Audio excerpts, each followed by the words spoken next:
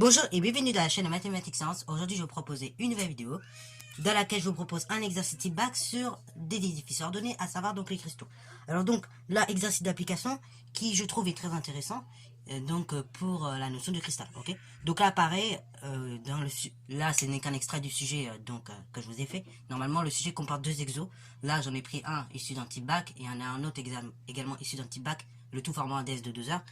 Et donc là, moi, je vais vous en faire qu'un des deux exercices. Pareil, si tu veux faire le DS entier, je t'invite à aller voir le lien qui va te mener directement en fait vers le drive. Donc il y a tous les DS qui sont regroupés en enseignement scientifique. Et en même temps, tu pourras y constater donc la correction. La correction qui est présente avec l'exercice 1 et l'exercice 2. Donc là, bien évidemment, c'est ma correction à moi, avec mes mots à moi. Après, bien évidemment, le but, c'est que vous ayez vous-même votre propre version et qu'elle soit exacte surtout, ok, de l'exercice. Alors du coup, ici, c'est un exercice qui parle de diamant et de kimberlite. Et donc, on s'intéresse un petit peu à cette roche, justement, qui peut contenir pas mal de cristaux. Alors du coup, là, on va pas lire le sujet de façon très détaillée. On va répondre au fur et à mesure aux questions. Et en fonction des questions auxquelles on va devoir répondre, on va essayer, pareil, tout simplement, et éventuellement de lire les énoncés qui nous sont appropriés. Donc la première question, il s'agit d'identifier les structures observées en inscrivant parmi les propositions suivantes les réponses dans les cadres prévus: cellules, roches, organites, minérales, modélisation à l'échelle de l'atome. Donc là, dans le sujet, bien évidemment, vous donnez une annexe. Donc là, bon, moi, étant donné que je ne l'ai pas imprimé, du coup, je n'ai pas reproduit forcément toutes les formes. Du coup, ce que j'ai fait, c'est que le cadre numéro 1, ça correspond au cadre qui est tout en haut. Le cadre numéro 2, c'est le cadre qui est au milieu. Et le numéro 3, donc le cadre 3, c'est le cadre qui est tout en bas. Okay, donc 1 tout en haut, le 2 c'est au milieu, le 3 c'est tout en bas. Donc, ce que l'on voit en première position, il suffit. Donc quand on regarde, on voit qu'on observe différents éléments chimiques. Ok, voilà. Et donc ici, on peut différents éléments chimiques, et notamment ici des atomes, si on s'intéresse un petit peu à grossir. Donc là, ici, il s'agit d'une modélisation à l'échelle, donc atomique. Ok. Donc ça, c'est pour la première des choses, la première proposition. La deuxième des choses, donc, on voit que tout simplement, en fait, la deuxième proposition, si on regarde, tout simplement, il y a une flèche qui nous mène à cette proposition. Et cette proposition, donc, qui nous mène à cette flèche-là, à la base, ça part de quelque chose, d'une structure que vous connaissez bien. Donc, voilà, d'abord, numéro 1, numéro 3, c'est la roche. Et dans la roche, justement, ça, c'est ce qu'on peut observer au microscope polarisant, notamment, vous avez peut-être dû en voir. C'est ce qu'on appelle des cristaux. Alors, les cristaux, également, on peut appeler ça des minéraux. Ici, donc, il était proposé le terme minéral. Du coup, là, il se faudra indiquer minéral. Ok, bravo. Ces trois éléments-là, s'ils étaient bien indiqués, donc, ça va aller 1,2 points. Ok, bravo, sur 10 pour l'exercice. Alors, du coup, maintenant, question 2. Donc là, il s'agit de répondre à un QCM. Très facile.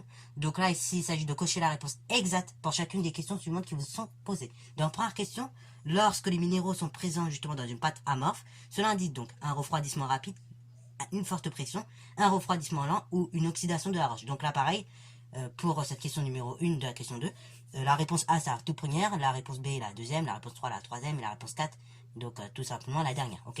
Alors j'ai dû nommer ça A, B, C, D, et donc moi, la bonne réponse, j'ai mis la bonne lettre directement. Donc là, ici, pour cette première question, tout simplement, on voit qu'en fait, on avait vu donc ça dans le cours, quand on avait parlé justement des cristaux, que tout simplement, certaines roches sont issues du refroidissement donc rapide de notre lave, ok. Et cela, donc ces roches-là, on appelle ça tout simplement une roche amorphe, ok. Donc en fait, quand on a des minéraux qui sont présents comme ça dans des pâtes amorphes, on peut appeler ça comme ça aussi, ça veut dire qu'on a un refroidissement rapide. Donc cela correspond à la réponse A, donc la toute première. Ok, donc on a une pâte amorphe à condition qu'on a un refroidissement rapide. Ou une roche amorphe à partir du moment que les minéraux sont présents dans celle-ci. Et donc on a un refroidissement rapide. Question 2. Donc là, on dit que la roche de kimberlite a une origine sédimentaire, volcanique, amorphique ou biologique. Donc là, pareil, il suffit de lire le texte en fait pour avoir la réponse. Donc là, c'est le texte qui était marqué en introduction. Donc tout en haut de votre sujet, on dit que la kimberlite, c'est une roche qui peut contenir des cristaux de diamant. Elle est issue ici du refroidissement d'une lave. Donc là, qui dit refroidissement du lave, qui dit origine volcanique. Ce qui correspond donc à la deuxième réponse, la réponse B. Ok, bravo. Donc là, deux questions, on va dire, très simples pour démarrer le sujet. Maintenant, troisième question, c'est là où ça se complique, c'est tout simplement, donc je vais vous la lire rapidement. Donc question numéro 3. On nous parle cette fois-ci de la structure cristalline du diamant. Et donc, question 3A, il s'agit de compléter le schéma d'une maille d'un réseau cubique à face centrée, présenté dans le document réponse, donc en indiquant tout simplement la position des atomes. Ok. Donc là, je vais vous reproduire rapidement le cube. D'ailleurs, on va le faire ça ensemble, parce que peut-être certains ont déjà oublié. Quand on fait un cube, justement, en perspective cavalière, c'est vrai qu'on n'a pas fait de géométrie dans l'espace depuis un petit temps quand même. Donc, rapidement, comment on fait un cube? Donc là, pareil, je vais représenter en taille réelle la face, tout simplement, que l'on voit, ok, la face visible. Voilà, donc là, rapidement, je représente ça, donc en taille réelle. Et après, donc les arêtes qui vont fuir, donc ils vont aller comme ça sur les côtés, je vais les représenter en dimension réduite, ok. Donc comme vous pouvez le voir, comme ceci, ok, voilà, voilà. Bien évidemment, l'angle ici que vous avez, c'est à peu près 45 degrés, à peu près. Hein. Ok, voilà, voilà, entre 40 et 45 degrés. En général, en 6e, on donne 40 degrés, mais 45 degrés, ça peut aller encore. Ok, voilà, voilà. Mais en tout cas, il y a un petit angle de fuite sur le côté. Après, là, du coup, la face invisible, hein, les arêtes qui sont pas visibles, je les représente en pointillé, comme ceci. Et après, pareil pour cette arête-là, je la représente en pointillé, comme elle n'est pas visible directement. Et après, bah, je vais indiquer, du coup, les atomes, les éléments chimiques qui sont présents dans la maille, ok, par des motifs. Donc là, je représente mes types billes, hein, qui représentent en fait les motifs de la maille. Ok, donc là, je sais que dans une maille cubique à face centrée, j'ai déjà tout simplement des atomes présents sur chacun des sommets de la maille. Voilà, sur chacun des sommets de notre cube. Et après, j'ai également des atomes présents au centre de chacun, donc tout simplement, de chacune de nos faces. Donc là, ici, sur le centre de celle-ci. Sur le centre également de cette face que l'on voit pas. Ok, voilà, voilà. Donc là, je vais essayer de vous de le représenter au mieux. Sur le centre de cette face-là, que l'on voit pas spécialement.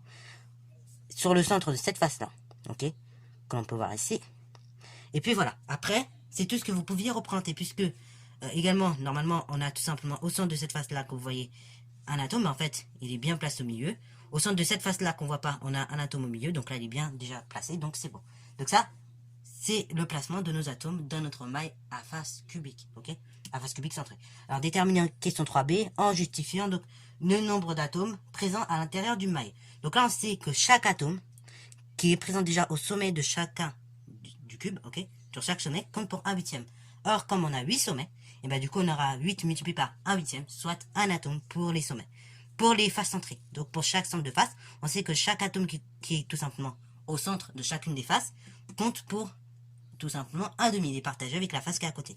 Donc ainsi comme on a 6 faces dans un cube, je vous rappelle, hein, cours de 6e, et bien dans ce cas-là, logiquement, on aura 6 multiplié par 1/2 qui fait 3. 3 et 1, bah, ça fait 4 atomes dans la maille, ok. Voilà. Alors, petite précision également. Par moment, on va retrouver des mailles, par exemple, avec, je sais pas, un atome qui est au centre de l'arête, ok, qui est, comment dire, au milieu de l'arête. Donc là, cette arête-là, étant donné qu'elle va être partagée, non pas par le cube à côté, mais par le cube qui va être, par exemple, en haut, le cube en bas, bref, par 4 cubes différents, et ben on va dire que dans le cas où justement l'atome en question, donc il est au milieu d'une face, au milieu d'une arête, il va compter pour un quart, ok, bravo. Donc ça, c'est la petite précision que j'avais oublié d'apporter dans le cours, qui est également présente dans ce devoir. Donc je vous l'apporte juste ici. Voilà un petit schéma peut-être qui peut vous aider à comprendre. Voilà. Alors du coup, question 3b, je vous mets la justification et la réponse pour cette question.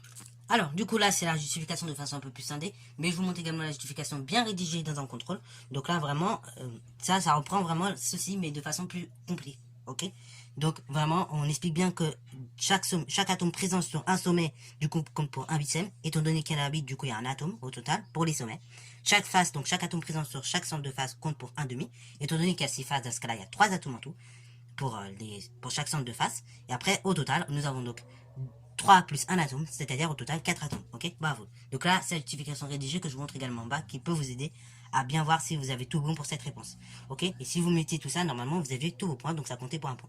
Alors, question C, c'est là où les choses se compliquent en général pour les élèves de première qui abordent ce chapitre. Parce que la plupart, bah, vous n'avez pas fait SP maths, donc du coup, la plupart, vous bloquez au niveau de cette question, parce que vous n'avez plus forcément le réflexe, donc, de l'aspect maths.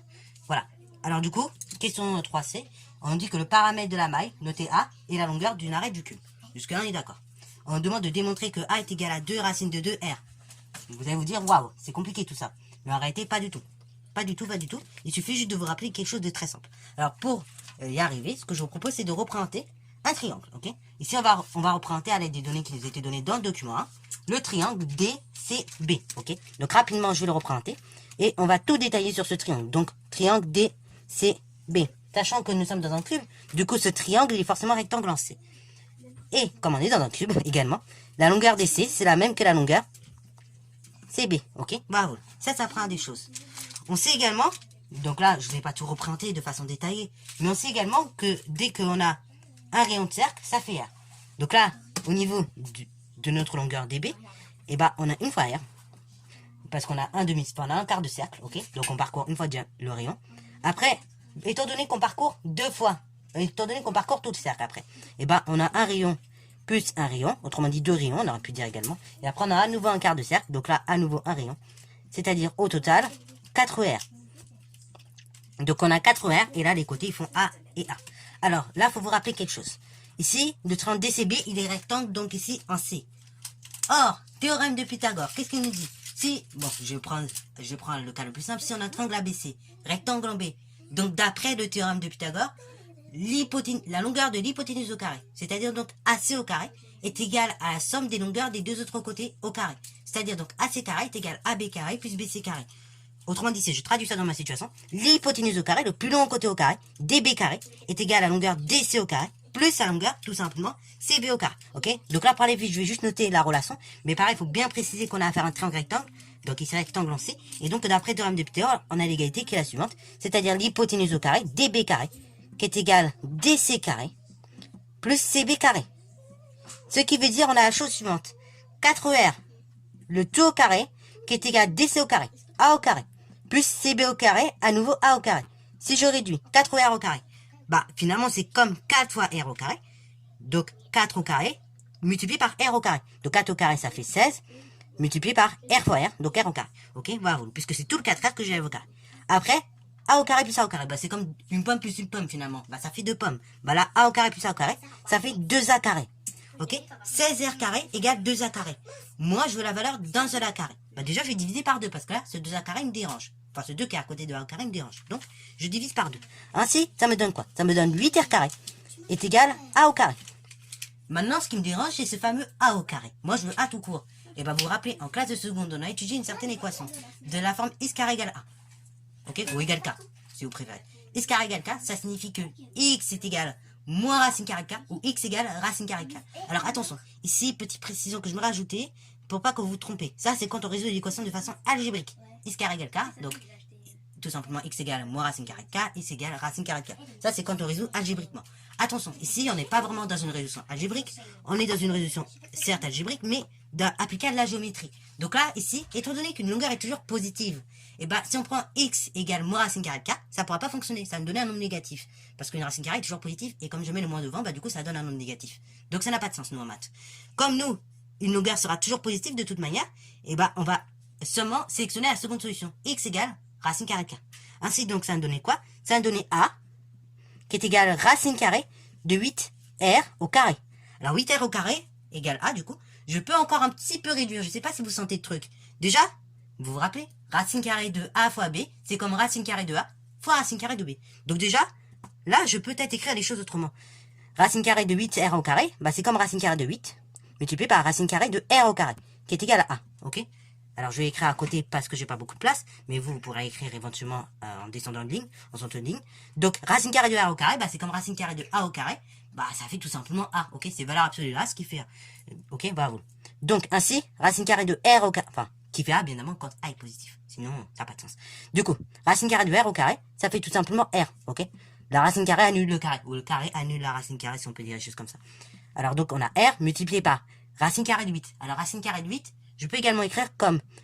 8, je peux l'écrire comme 2 fois 2 fois 2, n'est-ce pas? Comme 2 au cube, ou bien 2 exposant 2 fois 2. Et c'est plutôt comme ça que je vais l'écrire. Donc, racine carrée de 8, c'est comme racine carrée de 2 au carré fois 2, ok? Ce qui fait bien 8. Je peux encore réduire, hein. J'ai appliqué la même règle que tout à l'heure. Racine carrée de A fois B, c'est racine carrée de A fois racine carrée de B. Donc ainsi, racine carrée de 2 au carré fois 2, ça fait racine carrée de 2 au carré, multiplié par racine carrée de 2, multiplié par R, égale A. Et là, vous sentez le truc. Racine carrée de 2 au carré, c'est la même règle que tout à l'heure. Racine carrée d'un nombre A au carré, c'est valeur absolue de A. Ou bien A, quand le nombre est strictement positif. Ainsi donc, racine carrée de 2 au carré, bah ça fait 2. Multiplié par racine de 2 en fait, hein, parce que là j'ai un fois, je ne suis pas obligé de le mettre, multiplié par R. Donc je peux directement mettre R égale A. D'où l'égalité suivante, A est égal 2 racine de 2 R, ok? Alors là, très important d'avoir ça en tête, puisque pour réaliser la question justement 3D, eh ben on va en avoir besoin, ok? Donc là c'est l'égalité qu'il fallait démontrer. Et voilà, voilà. Donc là maintenant on va s'attaquer à la question 3D, donc avec la masse volumique, qui peut elle aussi faire très mal en général. Alors, maintenant, question 3D. Montrer que la masse volumique ρ qu'aurait le diamant s'il possédait une structure cubique à face centrée vérifierait approximativement la formule suivante. ρ est égal à 0,18 multiplié par la masse divisé par le rayon au cube. avec donc M la masse d'un atome de carbone et R le rayon d'un atome de carbone, modélisé par une sphère bien évidemment. Alors, du coup, c'est parti mon kiki, donc question 3D. Pour répondre à cette question 3D, on va pas y aller par 4 chemins. Donc, déjà, on va mettre ce que l'on cherche. Comme en spécialité d'ailleurs, pour ceux qui font la spécialité physique-chimie et qui ont regardé toutes mes vidéos. Donc là, on va faire exactement la même méthode finalement qu'en spé. On va voir ce que l'on cherche, on va voir les données que l'on a, ou que l'on peut déduire, à l'aide de ce qu'on a pu établir précédemment. Et après, on ressort la formule bien correctement. Ok. Donc, ici, qu'est-ce que je cherche? Je cherche une masse volumique finalement. Donc, je cherche ρ. Je vais mettre ce que je sais. Enfin, ce que j'ai plutôt. On a donc deux choses. On a la masse d'abord. Donc, la masse, c'est la chose suivante. Donc, on a la masse d'un atome de carbone. Ok. Bravo. Bon, là, honnêtement, on pourrait faire comme ça, mais ça va pas beaucoup nous aider. Ça va pas beaucoup nous aider. Par contre, ce que l'on peut, en revanche, déduire, c'est que, ok, d'accord, j'ai la masse d'un atome de carbone qui nous est donné, mais là, ça va pas nous aider. Ici, vous vous rappelez qu'il y avait 4 atomes dans la maille en tout. Donc, la masse de la maille, ça sera 4 fois la masse d'un atome, en fait. Donc, ça sera 4m, car, tout simplement, il y a 4 atomes dans la maille. Alors, pourquoi je fais comme ça? Parce que là, je vais la démontrer. Parce que là, du coup, je vais démontrer ce que je cherche de façon générale. Donc, je vais pas prendre de valeur pour pas m'embêter. Tout simplement, pour démontrer un résultat de façon littérale, il faut que je fasse de façon littérale la démonstration. C'est comme pour démontrer que j'ai bien 3 pommes et 2 pommes, et ben je vais bien partir sur des pommes et des pommes, par arriver à des pommes et des pommes. Et ben là c'est même délire. Pour démontrer de façon littérale un résultat, une relation, je suis obligé de passer par une expression littérale, sinon ça marche pas. Donc là ça vous rappelle certainement des exercices que vous avez peut-être pu faire en seconde en mathématiques notamment. Alors, au niveau du volume, bah le volume, on est d'accord, c'est la chose suivante, c'est A au cube, ok, puisque c'est le volume d'une arête au cube. Or, une arête c'est quoi? Bah on a dit que c'était tout à l'heure 2 racine de 2 R, que en fait je vais élever au cube. Mais tout ça là, tel que c'est écrit, le cube, il va s'appliquer au 2, il va s'appliquer à racine de 2, il va s'appliquer à R. Ainsi, j'obtiens V, qui est égal à 2 au cube, multiplié par racine carrée de 2 au cube, multiplié par R au cube. Ok? Et là, c'est le volume finalement de notre maille. Ok? Maintenant, or, on sait que une masse volumique, rappel de seconde, Mn de première pour ceux qui n'auraient pas suivi, une masse volumique, c'est une masse divisée par un volume de façon générale. Ici, ce sera la masse des atomes de la maille, plus précisément, divisée par le volume de la maille. Ainsi, une masse volumique, ce sera donc 4 fois la masse, divisé par, tout simplement, 2 au cube, fois racine carrée de 2 au cube, fois R au cube. Là, donc, je vais grouper tous les nombres, je vais les grouper ensemble, et je vais juste laisser mon M tout seul, et R au cube tout seul. Et donc, si j'effectue 4 divisé par 2 au cube, multiplié par racine de 2 au cube, il se trouve que je tiens environ 0,18, multiplié par masse, divisé par R au cube. C'est donc la relation qu'il fallait démontrer. Ok, bah voilà. Donc, voilà, grosso modo, le raisonnement, le tic-tac-tac qu'il fallait avoir. Donc, il fallait bien saisir que finalement, comme on a 4 atomes dans la maille, puisqu'on a une maille cubique face centrée, et bien, dans ce cas-là, pour avoir la masse de la maille, ce sera 4 fois la masse d'un atome. Ok? Alors, si vous voulez, on peut préciser d'ailleurs. C'était pas très précis. M égale tout simplement 4M. Donc, M maille est égal 4M. Ok? Bah voilà. Donc là, je vais préciser M maille, comme ça vous êtes plus tranquille. Donc il fallait bien saisir qu'on avait 4 atomes, donc ce sera 4 fois la masse d'un atome pour la masse totale des atomes de la maille. Et après volume, bah il fallait bien saisir c'est le volume d'un cube, donc une arête qu'on multiplie au cube. Autrement dit, la longueur que l'on avait trouvée tout à l'heure au cube. Et donc là, après, bah bien comprendre que là, on avait un exposant 3, qu'on avait tout ça qui était à exposant 3, et donc l'exposant 3 pouvait s'appliquer à chacun des nombres de la parenthèse en fait. Tout simplement. Voilà, après le reste c'était que du calcul à vrai dire, donc voilà. J'espère que cette question ne vous a pas posé trop de difficultés. Encore une fois, c'est pour ça que je vous donne ce sujet qui paraît un peu difficile, c'est pour qu'après bah, vous puissiez le refaire vous-même en fait, ok? Parce que ça peut être un sujet qui peut tomber en épreuve commune, ok? Bah voilà, puisque c'est des vrais sujets du bac, hein. C'est pas moi qui les ai donnés, c'est des vrais sujets du bac que j'ai cherché pour fabriquer ce DS, ok? Bon, alors du coup, question numéro 4. Question 4, en fait, ça va pas être très compliqué, vous allez voir. Donc, il s'agit tout simplement de dire... Donc, on dit que la masse volumique du diamant est de 3,51 fois 10 exponent 3 kg par mètre cube. Indiqué c'est le diamant, donc possède une structure cubique à face centrée. Donc là, pareil, le but, c'est de voir si on a bien une structure cubique à face centrée. Pour le voir, on va servir finalement de ce qu'on a démontré précédemment. Ok? Il suffira tout simplement de multiplier 0,18 par la masse, tout simplement, d'un atome de la maille, divisé par le rayon au cube, donc d'un atome de cette maille, modélisé par une sphère. Et en fait, si on trouve le résultat qui est indiqué, 3,51 fois 10 exponent 3 kg par mètre cube, et ben j'obtiendrai tout simplement, là dans ce cas, on dira qu'on a une structure cubique à face centrée. Et si ce n'est pas le cas, dans ce cas-là, on dira qu'il n'y a pas de structure cubique à face centrée. Donc là, pareil, même calcul qu'en spé. Donc on cherche, d'une part, une masse volumique. Donc je vais juste noter ρ. On va mettre ce que l'on a. Donc on a deux choses. Ou du moins, on peut déduire deux choses. Donc on peut déduire d'abord la masse, ok? Donc la masse, on a dit tout simplement, donc on a dit la masse d'un seul atome, ok? Bravo. La masse d'un seul atome de carbone, on a dit que c'était la chose suivante. Donc là, on regarde dans les données qui nous étaient données. C'était tout simplement 2,0 fois 10 exposant moins 26 kg. Alors là, c'est très gentil ce qu'ils vous ont fait, ils vous ont pas fait faire de conversion. En revanche, donc le rayon d'un atome de carbone, attention, faut pas aller trop vite. Rayon d'un atome de carbone, d'une part, qu'est-ce qu'on donne? On dit que tout simplement, c'est égal à la chose suivante, c'est égal, donc ici à 70 picomètres. Alors picomètre, je vais vous ressortir le magnifique tableau 4e, pour ceux qui se rappellent plus. Picomètre, donc là je vous rappelle, à la fin d'obtenir des kilogrammes par mètre cube. Pour ceux qui font l'aspect, vous allez comprendre très vite ce que je fais. Pour ceux qui ne font pas l'aspect, suivez bien ce que je vais vous dire, c'est très important. Donc je dois obtenir des kilogrammes par mètre cube. Donc je vais faire ce qu'on appelle une analyse dimensionnelle. Ok? Là déjà le mot ça fait peur, mais ne vous inquiétez pas, c'est rien de compliqué. Une analyse dimensionnelle c'est quoi? Ça permet tout simplement de déterminer dans quel résultat je vais avoir, dans quelle unité je vais avoir le résultat. Parce que oui, jusqu'en seconde on avait des formules très simples, et donc on pouvait facilement déterminer dans quelle unité on avait le résultat. Là, arrivé en première, c'est vrai que ça peut vite être compliqué, notamment si on n'est pas scientifique, de savoir dans quelle unité on a le résultat. Bon, déjà 0,18, c'est sans unité. Ok, donc ça n'a pas d'unité. Après, la masse. Bah, la masse, c'est un kilogramme. Donc, pour avoir des kilogrammes par mètre cube, autrement dit, kilogramme divisé par mètre cube, ou bien kilogramme multiplié par mètre exposant moins 3, et ben il faut que je divise par des mètres cubes. Ok, bravo. Ou bien par rayon, qui est donc en mètres, et que je vais lever au cube. Ok. Ainsi, donc, votre rayon, il doit être forcément en mètres. Pour qu'après, quand il soit à exposant 3, bah, on obtienne du mètre cube. Et après, donc, des kilogrammes divisés par des mètres cubes. Donc, cette unité-là. Ok? Donc là, pareil, ça, c'est des choses que vous pouvez faire en brouillon pour vous aider. Ainsi, donc là, mon rayon, je vais le convertir en, tout simplement, en mètres. Ainsi, ça fait 70 fois 10 exposant moins 12 en mètres. Puisque je rappelle, le picomètre par rapport au mètre, si on fait le petit tableau de 4e, ça fait 10 exposant moins 12. Si vous vous rappelez plus, bon, vous pouvez taper sur Wikipédia, vous verrez, c'est 10 exposant moins 12. Ok, bravo. Donc là, c'était une petite subtilité, c'est vrai qu'il y avait un sujet, on vous donnait pas spécialement cette valeur-là, mais c'est après à vous de le savoir aussi. Ok, donc plus vous l'avez, si vous l'avez appris, tant mieux. Si vous l'avez pas appris, bah, au moins je vous ai appris quelque chose. Ok, et d'ailleurs, si on va plus loin, le picomètre c'est 10 exposant moins 12, la taille du noyau atomique c'est encore plus petit que des picomètres, c'est 1000 fois plus petit que ça, c'est tout simplement un femtomètre, donc avec le symbole FM. Ok, bravo. Ça, c'était la petite curiosité scientifique. Bon, maintenant revenons à notre exercice. Donc, on a ceci. Ainsi. Enfin, on va mettre or. On sait que, normalement, si on doit avoir une maille cubique face centrée, on a la relation suivante qui vérifie. Rho est égal à 0,18 fois la masse, donc ici 2,0 fois 10 exponent moins 26, pardon, divisé par le rayon au cube. Donc, c'est-à-dire 70 fois 10 exponent 12, le tout au cube. Si j'effectue le calcul, normalement, j'obtiens la chose suivante. J'obtiens 1,0. Hein. Donc arrondi ici avec deux chiffres seulement après la virgule. Les experts physiques comprendront pourquoi. Parce qu'on a deux chiffres significatifs ici au numérateur, deux chiffres significatifs au dénominateur. Donc, et ici deux chiffres significatifs. Donc le calcul s'arrondit avec le petit nombre de chiffres significatifs possible, c'est-à-dire 2. Donc 1,0 fois 10 exposant 4 kg du coup par mètre cube. Ce qui est bien évidemment très différent de la masse volumique du cristal qui nous était proposé. Hein. Ou bien du diamant.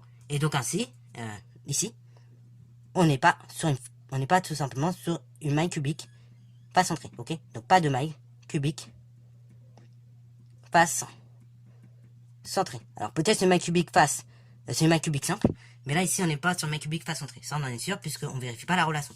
Sinon là j'aurais dû obtenir 3, donc ici c'était 3,5 il me semble. Hein. Donc je vais retrouver la valeur rapidement. 3,51 fois 10 exponent 3 kg par mètre cube. J'aurais dû obtenir. Alors que là, j'obtiens quasiment 1,0 fois 10 exponent 4. 4 fois. Donc on va dire 3 fois plus quoi. Ok? Que ce que j'aurais dû obtenir au départ. Alors, donc, question numéro 5, donc la question très très simple. Hein. Donc à l'aide du document 2, estimer la profondeur minimale à partir de laquelle les diamants peuvent se former. Donc là, on a un petit texte qui nous explique, on dit que, dans ce texte, hein, je vous le résume très rapidement, mais vous pouvez lire en même temps, on dit que le diamant peut être produit si la pression est comprise entre 5 et 12 gigapascal. Donc là, on vous donne une petite indication, on dit que 1 gigapascal, c'est 10 exponent 9 pascal. Ok, bravo, puisque giga, c'est 10 exponent 9 par rapport à l'unité de base. Ok, ainsi, donc, ici, on dit que tout simplement, le minéral il peut être formé seulement si la pression est comprise entre 5 et 12 gigapascal, c'est-à-dire qu'au minimum la pression doit être à 5 gigapascal.